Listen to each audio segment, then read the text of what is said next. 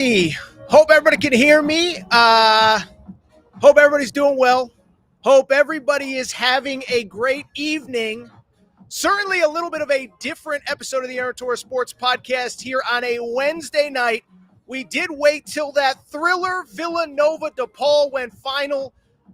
Did not think we would be even thinking about that game. But before we get into it, we are live here. First of all, hope everybody's doing well. It is Wednesday night if you're watching on YouTube, Thursday morning on podcast. But we are live from Stadium Swim, Circa Sportsbook, Circa Casino in Las Vegas. So first of all, I want to thank the good folks at Circa for having us.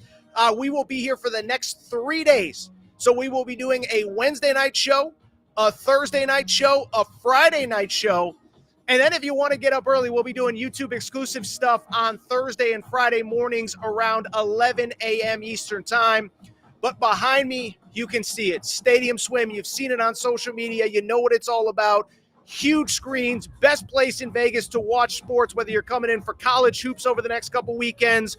Opening day of baseball is coming up. Obviously, your college football and NFL Saturdays and Sundays. Make sure to check it out. We appreciate Stadium Swim. By the way, they are doing major things for the Masters here in a couple weeks that they told me a little bit about, so make sure to check it out. We appreciate Stadium Swim. Again, we will be here all week long. Quick rundown for today. We will open since Villanova survived and there were no major upsets. We'll talk a little college hoops coaching carousel. Louisville officially opened shortly after we got off air last night. We'll talk about that. West Virginia. Then we'll talk a little bubble. Again, mostly everybody that needed to win on Wednesday did. Maybe even preview a little bit of Thursday's show. Before we get started, really quickly, a couple quick announcements. First of all, I've told you before, I'll tell you again. BracketFanatics.com is our partner for the Aaron Torres Pod Bracket Challenge. The fourth straight year we are working with them. And here's the cool part. You don't have to wait for the bracket to come out on Sunday. Selection Sunday is coming. You can go ahead to BracketFanatics.com right now. Sponsored bracket. And guess what ends up happening? You can sign up. If you click on Sponsored Bracket, you will see my name, my logo, Aaron Torres. So go ahead and make sure to check us out there. You can sign up now. If you've signed up in previous years, go ahead, check out. Just put your email in. It will prompt all your stuff. You'll be good to go. So thank you to Bracket Fanatics, our official partners, once again, for our bracket challenge. Also, on top of that, want to thank our partners, BetUS Sportsbook. Listen, we've been working with BetUS all March long. They are incredible. I've told you a million times. They have an incredible offer for first-time customers. How about this? Your first 3 deposits, your first 3, go ahead and take advantage of that opportunity. They will give you a 125% deposit match on your first 3 deposits. Thank you to BetUS. They are incredible. Their support has been incredible, and I am so much enjoying working with them this March. With that said, for those of you just tuning in, we are at Stadium Swim, again, Vegas. So excited to be here. But it's Wednesday night. Many of you listening Thursday morning. Let's not waste any more time. Let's get to the topic of the day. Topic of the day, bluntly, listen, I'll say this. Because of the way the bubble broke on Wednesday, just not a ton of news that is pressing to start the show. So we're going to go ahead and start with the coaching carousel, okay? And where I want to start is with the Louisville coaching job. And it's crazy because we were live on Wednesday night. I had Preston Spradlin, head coach of Morehead State, on. If you missed that, make sure to go back and check it out. But had Preston Spradlin on. And while we were in the middle of the interview, funny thing happened. There were first reports that Kenny Payne was going to be fired at Louisville. Now, I didn't really talk about it after the Spradlin interview because the bottom line is pretty straightforward.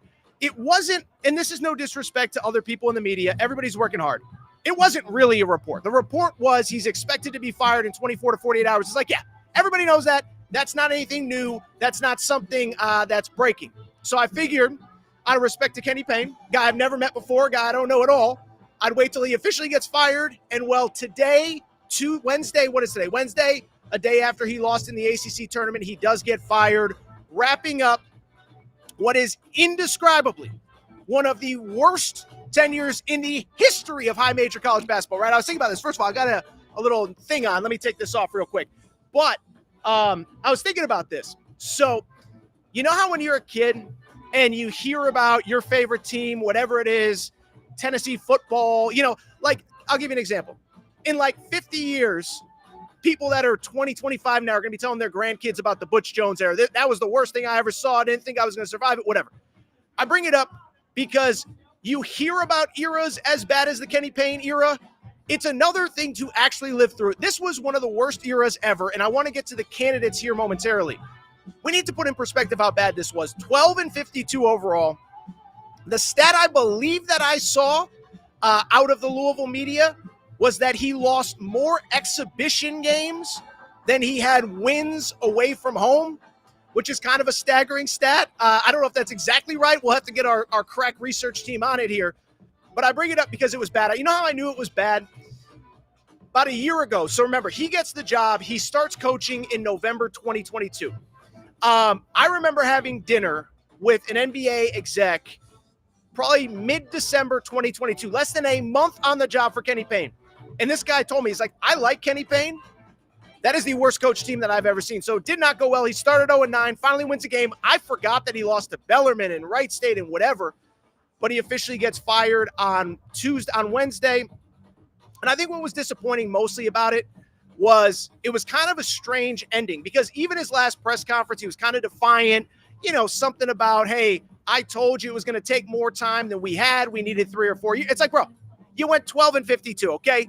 You're at Louisville. There's no reason anyone should ever be that bad at Louisville. I'll give you a quick example. We had Will Wade on the show a few days ago, okay? Will Wade, of course, McNeese State, they win the Southland on Tuesday. But Will Wade said, in this era, everything is stacked in favor of the power conferences. He's like, if you know what you're doing, you should be in tournament contention every single year. Raise a little bit of money for NIL. Everything else is stacked in your favor. Look at Villanova. Villanova's got 14 losses. They almost just lost. They're very much on the bubble. A&M has 13 losses. So the point is, you can't be that bad at Louisville. They had to move on. So with it, I think the fun and interesting part, not fun if you're Kenny Payne, but what happens next? And this is a very interesting search. I believe this is a very good job, and I'm going to be curious to see what is realistic, what is not in terms of the next head coach. Now, there were a couple interesting developments just on Wednesday. First of all, Chris Beard at Ole Miss. I've said from the beginning, if I was Louisville, that's the guy that I would call. That's the guy that I would want. But I also understand that there were circumstances that happened off the court last year at Texas. We don't have to go through all of them again. You know what they were. And I know that there was some pushback in that community of, can you really hire Chris Beard? Bring it up because Chris Beard officially signed a contract extension on Wednesday at Ole Miss, so he's not going anywhere. So Chris Beard is off the table. The name that I think is interesting, Louisville fans are adamant that Mick Cronin is available, the head coach at UCLA, obviously a former Louisville assistant under Rick Pitino. Here's the thing about that, and my buddy Nick Coffey has said this many times. Mick Cronin has a $16 million buyout after April 1. I think it's a $20 million buyout right now. If you don't hire him until April 1, it goes down to $16 million. I'm sorry. There is no college basketball program in America that is going to pay $16 million to get a coach out of his contract. And I just don't see why UCLA would be willing to drop that buyout unless they really don't believe he's the guy. And even then, you got to take some kind of money. I don't believe Louisville just has $20 million lying around to get Mick Cronin. So if he's out, who is realistic, who is not? One, listen, I might be in the minority. I think Scott Drew at least picks up the phone, okay? And here's why. And we talked about this. I did kind of a standalone segment. But with Scott Drew, you got to remember, guy's in his mid-50s. I think that's worth noting. And you really do wonder, does this guy feel like he has one more rebuild left in him, okay? If he's going to leave Baylor, it feels like it has to be now. I do wonder in this NIL world, Baylor, small religious school, and I know Baylor fans will say it's not small, whatever. Relative to the schools you're competing with, it's not an easy place to win. And as I've said many times, think about how much tougher that job got over the last 18 to 24 months. Houston comes into the league. They're destroying everybody. I think they are going to run away with the Big 12 championship, Big 12 tournament, and I think they're going to end up potentially as the number one overall seed in the NCAA tournament. Arizona is coming next year. Arizona just won the Pac-12, maybe a number 1 seed this year in the NCAA tournament. So you're talking about 2 teams that could be number 1 seeds in this tournament that are part of the Big 12 that were not 18 months ago. And so I think Scott Drew at least has to pick up that call. The other thing I keep saying, the ACC is really bad, okay? Duke and Carolina are fine. Everybody else stinks. By the way, Clemson is the only other tournament team. Last time I checked behind me, they were getting their butts kicked by Boston College. So, what are we even talking about here? You go to Louisville, you know what you're doing. You can win right away. I think Scott Drew at least has to pick up that call. The other guy that's interesting, Jerome Tang. Jerome Tang, head coach, Kansas State. We've talked about him before. The thing with Jerome Tang that stands out to me, first of all, big win on Wednesday. They beat Texas in the Big 12 tournament. I think they're back on the bubble, which we'll get to the bubble talk in a minute. But at the same time, what I think is interesting about Jerome Tang, you talk to people behind the scenes. What I am here to tell you, I don't think it's very good with that administration right now at Kansas State. Remember, he had a star player named Naquan Tomlin who got suspended in the preseason, was not allowed back. My understanding, it was an administrative decision, not his decision. Naquan Tomlin transfers to Memphis and is playing right now. I think that burned a lot of bridges. I think that upset him. And I think he's looking to see what else is out there. I think from the Louisville perspective, what's interesting is you look at him and you say, is this a guy that basically, is he a guy, he made an Elite Eight in year 1. Year 2, he obviously is in line to potentially miss the NCAA tournament. And so I think the question becomes, which year was kind of the outlier year? Was it year 1 when you make the Elite Eight? Was it year 2 when you maybe are on a tournament team? This year, I actually think he's done a pretty good coaching job because, again, his starting center went out. And then on top of that, one of his star guards, Quez Glover, who was essentially their 6th man, went down with an injury early. So those are the big names that I would go after. Chris Beard's off the board. I don't believe Mick Cronin's on the board. Eric Musselman in Arkansas has been tied to that job since obviously months before it opened. I think the big question with Eric Musselman, he's coming off a disappointing year. Now they survived Vanderbilt in the SEC tournament on Wednesday, but disappointing year. I think they're 16-16. I think that's a little bit of a tougher sell for Louisville, a guy that obviously has had great success. Last 3 years at Arkansas, 2 Elite Eights, 3 Sweet 16s, made a Sweet 16 at Nevada. A little bit of a tough sell, though, coming off a 16-16 year. So those are kind of the big names. I think if you go a little further down the list, I think Pat Kelsey, the coach at Charleston, he's a really good coach. This was a guy that was at Winthrop before, went to 3 NCAA tournaments at Winthrop, ends up going to Charleston. He's going to a 2nd straight NCAA tournament this year. The other guy that I think is at least worth calling is Josh Schertz, who's the head coach at Indiana State. They're a bubble team right now. That's a little bit of a tough sell for Louisville, a coach that's never made the NCAA tournament, but I think he is a rising star in this business. Coach at the D2 level, won at a huge clip now at Indiana State and has them in the bubble conversation. Only other name I can really think of, Dusty May, the head coach at Florida Atlantic. I've heard a lot of Ohio State buzz with him. I don't know that Dusty May is like a fishbowl basketball school kind of guy. Kind of quiet demeanor, whatever. I just don't know that he's the right fit for Louisville, a job that is obviously in the spotlight 365 days a year. So Kenny Payne is out. Yes, he is a guy that I thought was going to be a star at Louisville. I was dead wrong. Probably won't get to Aaron Right, Aaron Wrong this week. But you talk about something I completely missed on. It was Kenny Payne and Louisville. He is done, and now the question becomes, who's next? Really quickly, make sure to drop any of your questions in the chat. We will get to them at the end. Hope everybody is enjoying the view. As I've said a couple times, Stadium Swim right behind me, Las Vegas, Circa Casino. This is the best place to be. You come to Vegas, you want to watch the games, this is the spot. Tell them Torres sent you. A lot of people won't know what you're talking about, but that's okay. But it is a great spot. TV's behind me. Every big game on. Myself, producer Matt, we're out here watching the games earlier today. We'll get you some cool behind-the-scenes video as the week goes on. Make sure you're following on Twitter at Aaron_Torres, on Instagram at Aaron Torres Pod. Let's keep it going because there was another job opening that became official on Wednesday. It is to the surprise of no one, and it is the West Virginia head coaching job now opening. Remember, this whole thing opened up over the summer. Bob Huggins was the head coach, had two separate incidences last spring. Again, another situation that we don't need to relitigate and go over. You know what happened, but he was fired. And what was interesting was in the summer, if you remember, in the summer, the AD came out and said, we want to do a national coaching search. And listen, I get a lot of stuff wrong. Kenny Payne, for example. But at the same time, I told you at that time, I said that is never going to happen. You are never going to get a coach to leave his team in June or July, even if West Virginia is a pretty good job. Remember, everybody enrolls, all the players show up in May.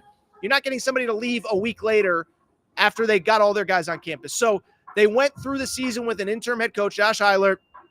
West Virginia lost in the Big 12 tournament on Tuesday to Cincinnati. By the way, last time I checked, Cincinnati was having some success against the Kansas Jayhawks. I'll get you an updated score on that. But I bring it up solely to say that West Virginia lost on Tuesday, and Josh Eilert, the assistant coach, the interim coach. I'm sorry, I'm tripping over my words here. There's so much going on in the background. Forgive me. I got people swimming. I got people splashing. I got music, whatever. Josh Eilert, interim head coach. He is fired. And I think it's going to be really interesting to see what happens next. Now, what stands out to me, I saw Ren Baker, the AD at West Virginia. He said, point blank, he said, listen, we want somebody with experience with this, with that. He said, but we want somebody that understands West Virginia. It's a unique area. It's a unique job. It's a unique experience being this head coach. And we want to make sure we get the right guy and the right fit. So a couple names make sense to me. A couple names don't.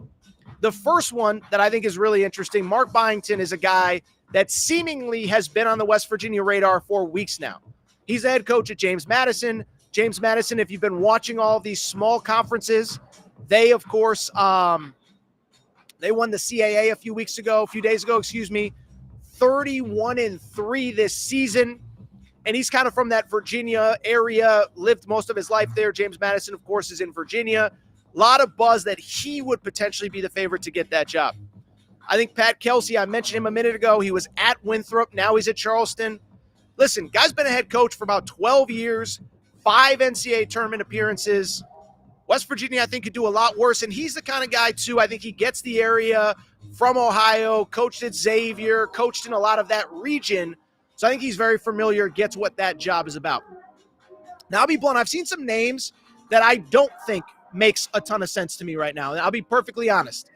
I don't think Dusty May makes sense at West Virginia. Dusty May, listen, West Virginia fans, you guys are, it's a great job, it's a great opportunity. I just don't think it makes sense for him. Like I said, he's a quiet guy, doesn't do a lot of media, doesn't like the spotlight. And I know West Virginia is not a fishbowl like Louisville. I'm just not sure it makes sense. Nico Medved at Colorado State, I've seen that name. Another guy, he's kind of low-key. West Virginia, tough job, Big 12. And I really do think what Ren Baker said, do you know the area? Do you know this region? Do you know this state? Do you know our fans? Because to me, that is important. Love West Virginia fans, very passionate. But some of these guys, I just don't really see the fit. Mir Abdur-Rahim, another name I saw, South Florida. Can't lie. Another one that I just don't really love from the West Virginia perspective. He's at South Florida. They're the favorites to win the AAC. They need to win to get in. They won 21 of 22 at one point this season. But he's kind of a Southeast guy, was from Atlanta, spent time at Georgia, now at South Florida. I know he was at A&M for a few years as an assistant, obviously at Kennesaw State a year or two ago. But to me, I don't know that he's the perfect fit. So to me, I think the best names are Pat Kelsey, Charleston, Mark Byington from James Madison. I'd also add this. I've seen a couple people say, could Bob Huggins get the job back? That ain't happening. Listen, I'm a child of the 80s, a college basketball fan of the 90s, okay? I grew up on Bob Huggins' Cincinnati teams. I remember going to Kansas State. I remember when he got to West Virginia. He ain't coming back, though. I've even seen some of the boosters go on the record and say we would never rehire him. I hope he's getting the help that he needs, but he is not going to be the West Virginia head coach going forward. A couple interesting other notes from the carousel. DePaul obviously just lost to Villanova. We'll get to that game in a minute. Their season's over. We'll see where they go with the head coaching job. Obviously, the interesting story there, everybody saw the Porter Moser news. Remember, Porter Moser, the head coach at Oklahoma, was at Loyola Chicago previously. And there was some buzz that he was willing to go back to Chicago. He shot that down. So we'll see what happens. And then we'll see what happens as these other conference tournaments unfold. Washington lost on Wednesday. Remember, they have already announced that Mike Hopkins will not be back. Oregon plays at the Pac-12 tournament on Thursday. There's Dana Altman retirement buzz. Arizona State is actually playing right now at the Pac-12 tournament. We'll see what happens with Bobby Hurley. I'm not sold that he's gone. Arizona State does not have an AD right now. And so those are some of the names to keep an eye on. Vandy lost on Wednesday night. I don't think they're going to get rid of Jerry Stackhouse, but we'll see. Michigan, of course, as well, is struggling. I believe by the time that we are recording here right now that the Michigan Wolverines have lost as well. And it appears as though Michigan has lost, it looks like. Of course, the internet's going really slow. They did lose to Penn State tonight, so it'll be interesting. Juwan Howard, I don't think they are going to fire him. The question becomes, does he try to get out? Does he try to go somewhere else? Michigan finished in last place in the Big Ten. Tell you what we're going to do. We'll take a quick break. Want to get a word from our partners. We'll come back. We'll answer some of your questions, and also do want to talk about the big bubble results from Wednesday night. Quick break. Producer Matt, roll it. America's favorite sportsbook and casino. Live betting and racebook. We're celebrating 30 years with a historic offer. A 125% sign-up bonus on your first 3 deposits. Plus 10% gambler's insurance. Get started today. BetUS, where the game begins. All right, everybody. I am back. Good to be back. So, first off, this is not a bubble game, but we do have a final from beautiful Kansas City, Missouri. Kansas City, the Big 12 tournament is home. It's the Kansas Jayhawks home away from home, okay?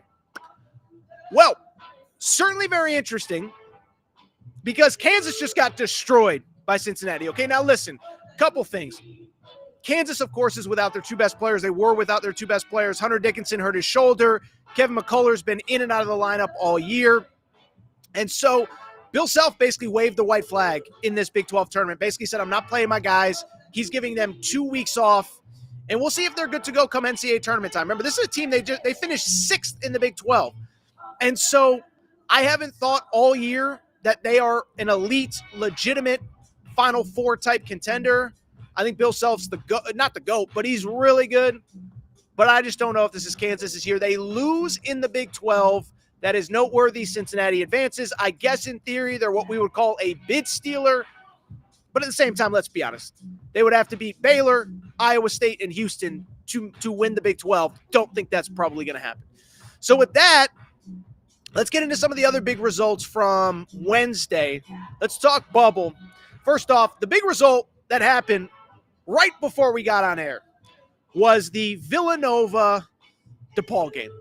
Villanova came in very much on the bubble, somewhere between first 4 out, next 4 out, whatever. They're not in the field, and we talked about them on Tuesday night's show. We said, look, got to beat DePaul, obviously, and then we'll see what happens against Marquette on Thursday. Well, apparently beating DePaul was not obvious because they essentially needed down to the final seconds to take care of DePaul. It was crazy. I was up in my room, up in Stadium Swim, or up in Circa, looking at the screen. Villanova was up 10-0. Came downstairs, figured, okay, let's chill.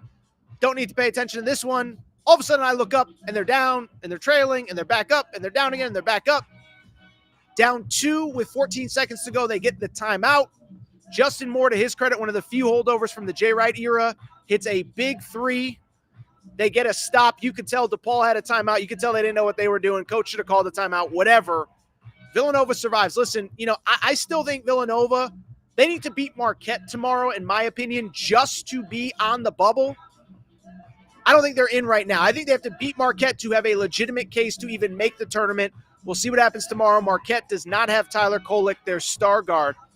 So Villanova survives, must-win game. Providence also in the Big East right before Villanova.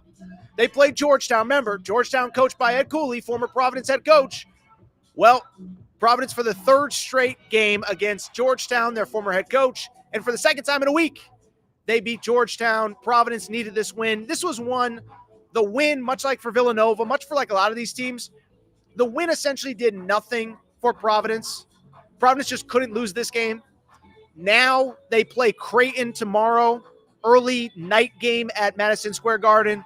Listen, I can sit here and lie and say whatever. I don't see them beating Creighton, but they're another one. I think if they were to beat Creighton, probably does clinch their NCAA tournament bid. But they need to win tomorrow. By the way, I'll mention this. I don't think we'll do the full preview now. We'll probably come on early tomorrow, do a quick look ahead to Wednesday or Thursday's games. YouTube only. If you're not subscribed on YouTube, please make sure to do so. Bring it up because Big East has a lot of bubble games tomorrow. Villanova has to win to be in consideration. Providence has to win to be in consideration. That Seton Hall St. John's game, I think, punches somebody's ticket. The loser will be sweating until Selection Sunday. So we'll do all the preview stuff tomorrow. But Providence and Villanova survive at Madison Square Garden. Kind of going through the rest of college basketball on Wednesday. I mentioned Kansas at the Big 12. Poor Bill Self, he was ready to get the heck home. But a couple key bubble games in the Big 12. The TCU-Oklahoma game, that was the 8-9 game. We talked about this last night. TCU next four in, according to Joe Lunardi. Oklahoma on the 9 line. I don't think a loss for Oklahoma knocks them out. I'll tell you this. I don't try to claim to be the bubble expert, the bracketology expert. All I can tell you is that you look at Oklahoma, not great. Not a great resume. 2-11 against NCAA tournament teams this year, so not a lot of great wins. Losses to basically all of the good teams they played. I think Oklahoma is probably still in. And again, it kind of makes it interesting. If they don't make the tournament, this is year 3 for Porter Moser. They're going to the SEC. Again, does he try to get to DePaul? I have heard there wasn't much there. I have heard that he is trying to leverage DePaul to get some more stuff at Oklahoma. But I just bring it up because Oklahoma loses. TCU wins. TCU's another one. I think they're probably in. What's interesting about them, remember the big narrative about 3-4 weeks ago about the Big 12 tricking the net?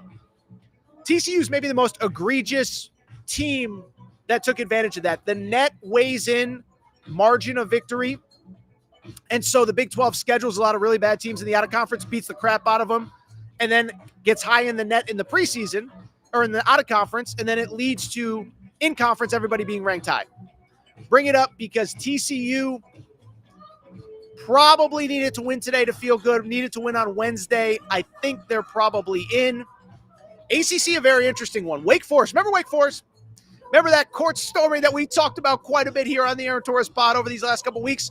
Bring it up because remember, they beat Duke. They were in the tournament. And this is what, by the way, very random.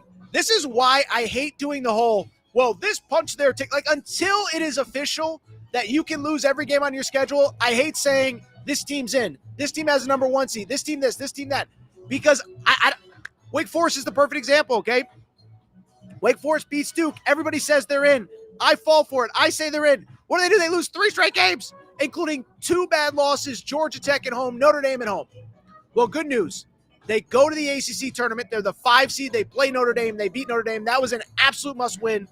Said it on Tuesday show, excuse me. They really need to beat Pitt. So Pitt, Wake Forest, in my opinion, is kind of a loser leaves town game. Wake Forest is like first 4 out. Pitt's like next 4 out, something like that, depending on what bracketology you look at. I think the loser of that game is out of the NCAA tournament picture. I think the winner probably has to beat Carolina. I don't think they're beating Carolina, so good luck with that. But they would have to beat Carolina in the semifinals on Friday night. By the way, one other interesting bubble game, did not mention it. Texas and Kansas State. Kansas State, we mentioned Jerome Tang earlier with the Louisville job. Jerome Tang and Kansas State are on the fringiest of the fringes of the bubble. Jerome Tang and Kansas State needed a win. They beat Texas. I don't think Texas is out of the tournament picture. They are probably in.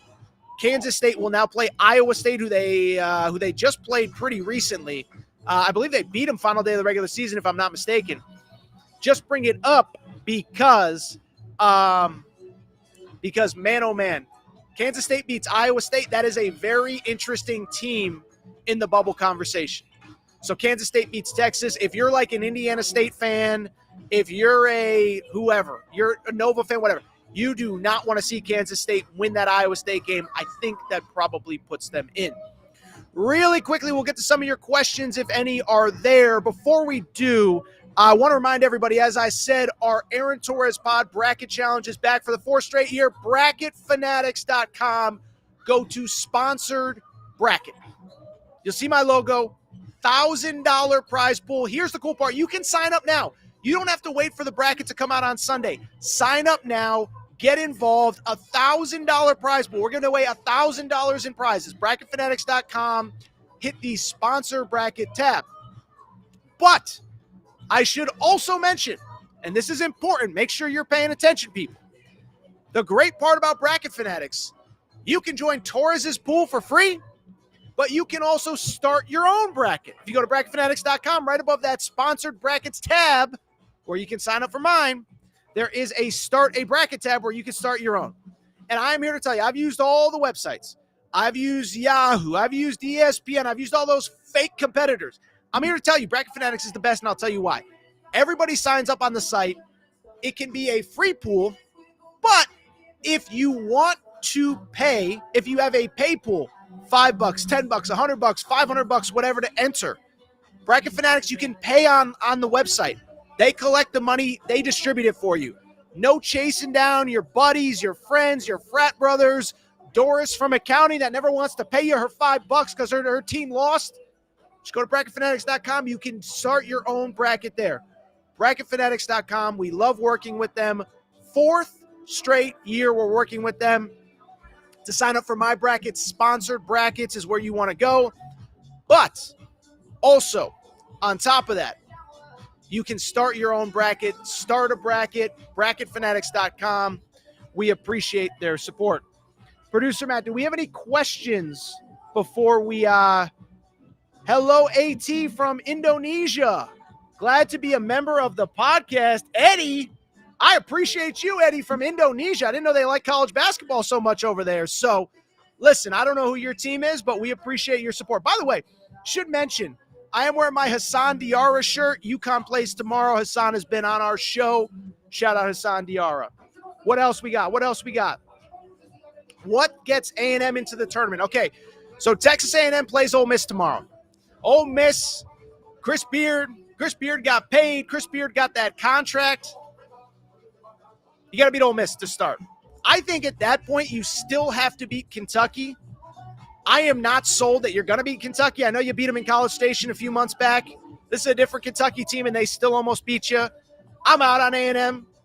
By the way, I'm supposed to do radio in College Station tomorrow morning. That's probably not going to happen. Somebody wants to get with David Nuno. I'll text him after. But I don't see it from A&M. I think they got to win two, basically. What I'll say is this.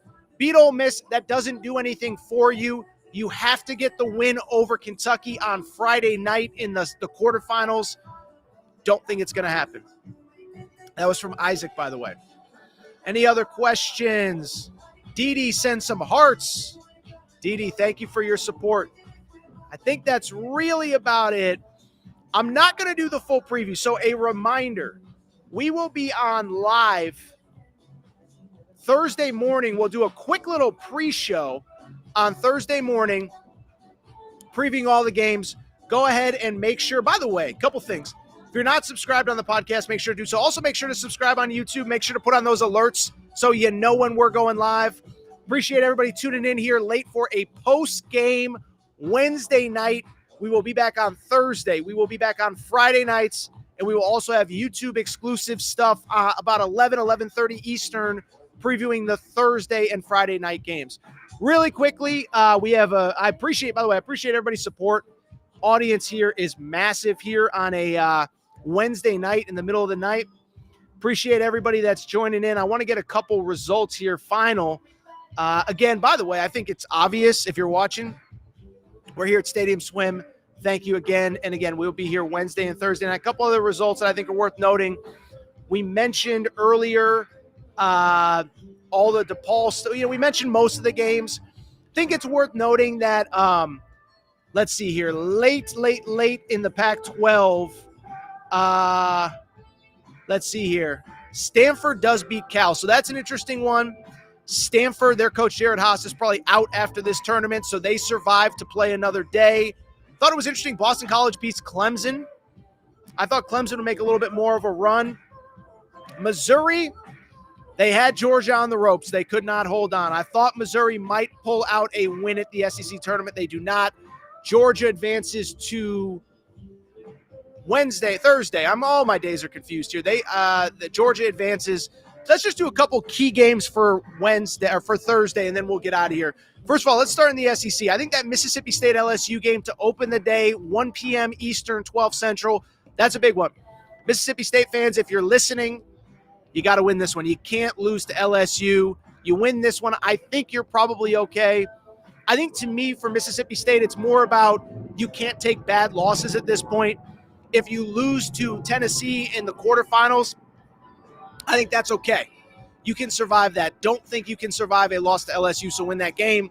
We just talked about A&M. They play Ole Miss in the, 7 p.m. Eastern, 6 Central time slot, so we'll keep an eye on that one.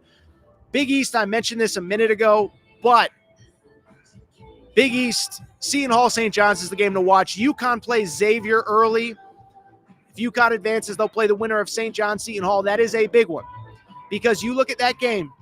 Seton Hall, win, I think that locks everything up. St. John's, win, I think at worst you're going to Dayton. Lose for Seton Hall, think you're probably okay, but you're sweating. Lose your St. John's, you could be really sweating. So that is a huge game. That is a 2:30 Eastern game. Couple other games. I'll say this. Producer Matt and I are going to the Pac-12 tomorrow. Arizona plays that first game. They're playing a USC team that just beat them 4 days ago. Do I think USC is going 2 for 2? I don't. Do I think it's out of the question? I don't either. Keep an eye on that one. I will be at the Arizona game, and we'll do some live reaction stuff from there. Shout out to all the – by the way, I flew out to Vegas from Southern California. Whole flight was Arizona fans. Arizona has a great turnout every year at the Pac-12 tournament. This is the last one, so I think they are making the most of it. Tell you what, I don't think there's much else from here. We will do this again every single night here over the next 2 or 3 nights. So we will be here. It's Wednesday. We'll be here Thursday night, Friday night. Again, if you're not subscribed on YouTube, make sure to do so. We'll go live 11:30 or so a.m. Eastern time tomorrow. Also, we'll be back tomorrow night about 11 p.m. Eastern. We'll see exactly what time. Haven't figured out the exact logistics. Would like to be out at 11 Eastern, but it feels like these games are going late. So I think the late game post show is kind of fun. So probably about 11:30 or so Eastern time. That's about it. Be back on Thursday night and Friday night. If you're not subscribed to the show, make sure to do so. YouTube, I just mentioned, Apple, Spotify, Amazon Music, Google Music, wherever you listen to podcasts, make sure to subscribe. You want to leave a rating and review on Apple, that would go a long way. Those jerk Purdue fans left a bunch of 1-star reviews, really screwed up my ratings. Make sure you're following on social media at Aaron_Torres on Twitter, at Aaron Torres Pod on Instagram. We'll do some cool behind-the-scenes stuff on IG. I think that's all for tonight's show, though. Appreciate everybody tuning in. Be back tomorrow morning. Tune in early, 11:30 Eastern time. Then we'll be back tomorrow night, Thursday night, to recap it all. Shout out to Torrent Craig. Shout out to Rachel, who hates my voice. Thank you to Stadium Swim behind me. They're open till 11 p.m. and might go take advantage of some of the post-game activities. We'll see you guys tomorrow.